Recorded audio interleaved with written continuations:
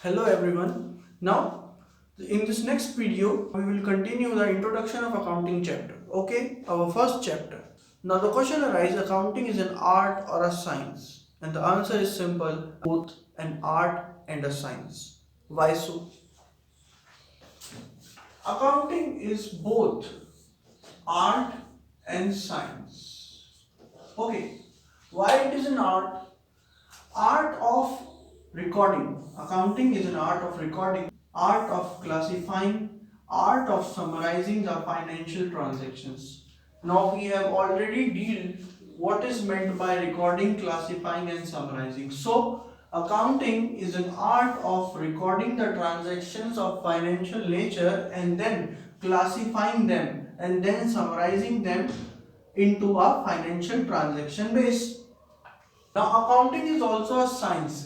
Science, as it is based on certain organized knowledge and basic principles. Like for example, आप example के तौर पे समझे H2O, ये वाटर का फॉर्मूला है.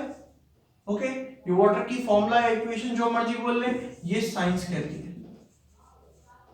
और and this is a universal truth. Okay, उसी तरीके से assets are always equals to liabilities plus capital. ये एक इक्वेशन है या फॉर्मूला है जो अकाउंटिंग कहती है. ओके, सो ये दोनों के दोनों फॉर्मूलेस बेस्ड हैं बेसिक प्रिंसिपल्स पे और नॉलेज पे. ये दोनों के दोनों यूनिवर्सल ट्रुथ हैं. अगर मैं और आगे बताऊं तो अकाउंटिंग के अंदर आप पढ़ेंगे आगे जाके generally accepted accounting principles and these principles are acceptable all over the world. जो भी अकाउंटिंग कर रहे हैं, अकाउंटेंसी के रूल्स को समझते हैं, वो जनरली एक्सेप्टेड अकाउंटिंग प्रिंसिपल्स को यूज करते हैं, अकाउंटिंग स्टैंडर्ड्स को यूज करते हैं. Now this concept is clear. Let us move to the next concept, branch of accounting या branches of accounting. Now there are three branches of accounting: financial accounting, cost accounting and management accounting. In financial accounting जो कुछ भी हम लोग 11वीं class में करेंगे, 11th class में करेंगे, वो सब कुछ फाइनेंशियल अकाउंटिंग पे ही बेस्ड है. या कह लीजिए कि हम लोग 11th क्लास में फाइनेंशियल अकाउंटिंग ही सीखेंगे. It is confined to the preparation of financial statements, that is profit and loss account and balance sheet. Financial accounts में हम लोग देखेंगे कितना प्रॉफिट हो रहा है, कितना लॉस हो रहा है, कैश कहां से आया, कैश किसे दिया, किसको पेमेंट करी, किससे पैसे आए, किसको पैसे गए, ये सारी बातों को देखा जाता है financial accounting. Now the next branch is cost accounting.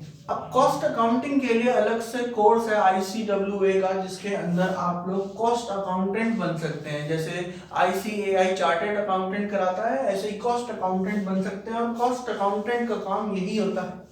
हालांकि आपको बीकॉम लेवल पे भी ये सिखाया जाएगा. हमारे कोर्स में बस इतना है, पर आपको इन दोनों के बारे में पता होना चाहिए.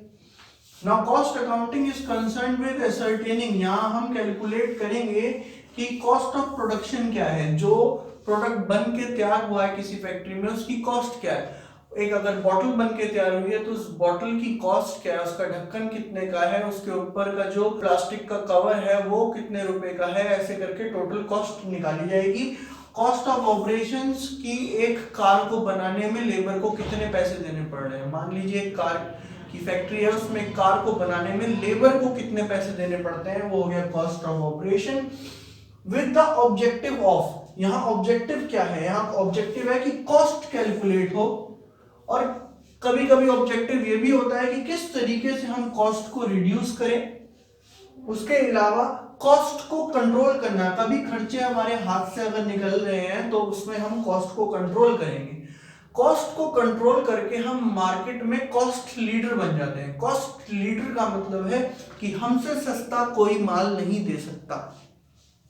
तो अगर आपको कॉस्ट लीडर बनना है, if you want to be a cost leader in the market, then cost accounting is necessary for your organisation. ये लार्ज स्केल बिजनेस के लिए यूज होती है. फाइनेंशियल अकाउंटिंग हर स्केल के बिजनेस के लिए, छोटे बड़े हर एक के लिए यूज होती है, क्योंकि सबको अपना प्रॉफिट या लॉस जानना जरूरी है और सबको पता होना चाहिए कि उसके पास कितनी एसेट्स हैं और कितनी लायबिलिटीज हैं। Okay, now the last is management accounting. Now management here means the owner of the business, owner of the business. It is concern with generating accounting information. यहां पे मालिक को इंफॉर्मेशन चाहिए जिससे वो डिसीजन ले पाए। फॉर एग्जाम्पल, लेबर का खर्चा बहुत हो रहा है, प्रॉफिट इतना हो नहीं रहा, तो मालिक को डिसीजन ये लेना चाहिए कि कुछ लेबर को जो फालतू है हमारे पास, फालतू लोगों को रख रखा है, उन लोगों को किसी और फैक्ट्री में ट्रांसफर कर दे या उन लोगों को उस फैक्ट्री में से निकाल दे। तो उसके लिए डिसीजन लेना पड़ेगा। अब ये डिसीजन के लिए उसके पास फैक्ट्स होने चाहिए, डाटा होना चाहिए। वो डाटा मिलेगा फाइनेंशियल और कॉस्ट के थ्रू और उसे मैनेजमेंट अकाउंटिंग में यूज किया जाएगा। एग्जाम्पल के तौर पे रिपोर्टिंग ऑफ कॉस्ट और profit to the owner of the company. Company के ओनर को बताना भाई पूरे साल में कितना खर्चा हुआ, मतलब कॉस्ट या एक्सपेंस, और पूरे साल में कितना प्रॉफिट हुआ, पिछले साल कितना प्रॉफिट हुआ था, इस साल कितना प्रॉफिट हुआ, अगर प्रॉफिट कम है तो क्यों कम है, ज्यादा है तो क्यों ज्यादा है। ये सारे डिसीजंस पे वर्कआउट करने के लिए मालिकों को, ओनर्स को चाहिए होती है मैनेजमेंट अकाउंटिंग की मदद। ओके, तो ये हमारे हो गए ब्रांचेस ऑफ अकाउंटिंग। हम लोगों को 11th क्लास के लिए फाइनेंशियल अकाउंटिंग में ही डील करना है। ओके।